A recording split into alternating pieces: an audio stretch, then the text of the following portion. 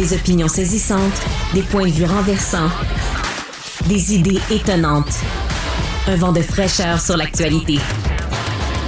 Karima Brick. Bonjour à tous et à toutes. Karima Brick avec vous pour le 9 à 11 de Cube Radio. Bienvenue.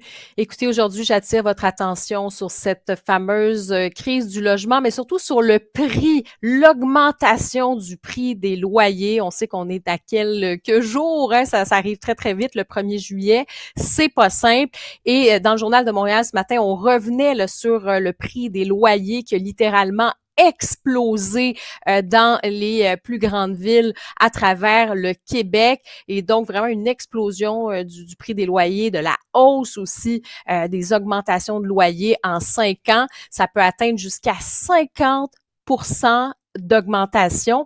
Écoutez, là, c'est assez incroyable. Ce sont des données qui ont été compilées par le regroupement des comités logements et associations de locataires du Québec, le RCLAQ. À Montréal, les loyers moyens, là, en 2024, on parle de 1 725 $, qui est une hausse de 27% depuis 2020. À Québec, 1 352 $, une hausse de 33% depuis 2020. Sherbrooke, 1 305, ça c'est aussi une hausse énorme, 44%. Et la ville vraiment où ça a augmenté énormément, vous avez peut-être constaté la chose chez vous, à Trois-Rivières, 1 225, donc les loyers moyens en 2024, ça c'est une hausse de 50% depuis 2020.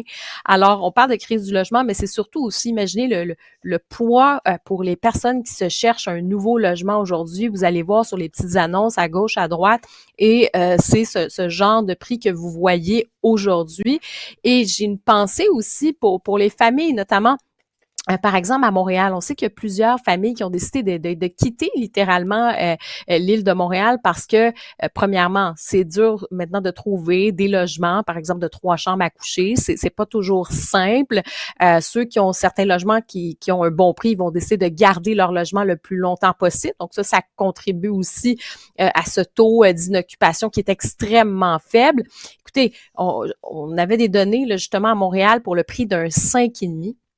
Imaginez-vous qu'en moyenne, c'est 2 293 $ en 2024 pour un 5,5. Là, si vous cherchez un nouveau logement maintenant, en ce moment, ce sont les données donc du regroupement des comités logements et associations de locataires du Québec. Et à Québec, ça atteint 2 052 $. Donc, bref, une grande pression.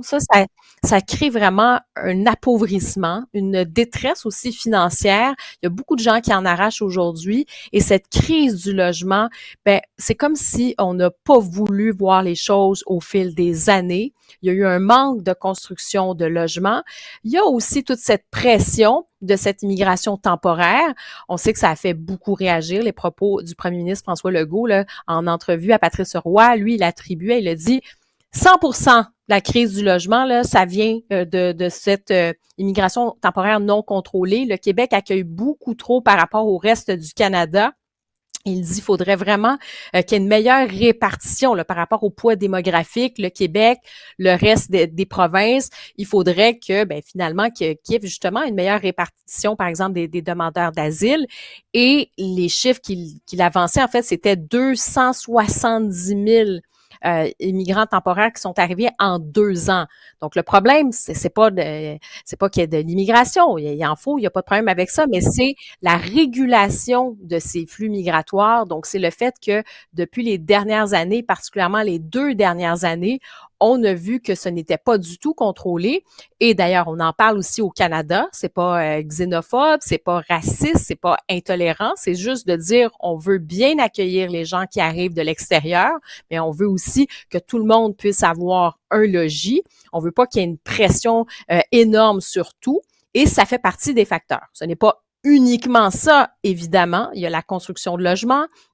Il faut accélérer la cadence, mais ça fait partie d'un ensemble de causes. Il faut donc vraiment regarder les choses en face. Et oui, il faut construire plus de logements, mais il faut une meilleure régulation aussi des flux migratoires pour bien accueillir les gens et pour que tout le monde puisse avoir un logement digne de ce nom à des prix aussi qui ont du bon sens, là, qui contribuent pas justement à l'appauvrissement de tout le monde et de détresse aussi qu'on peut voir maintenant malheureusement chez beaucoup de locataires. Alors, Karima Brick avec vous. Bienvenue au 9 à 11 sur Cube Radio.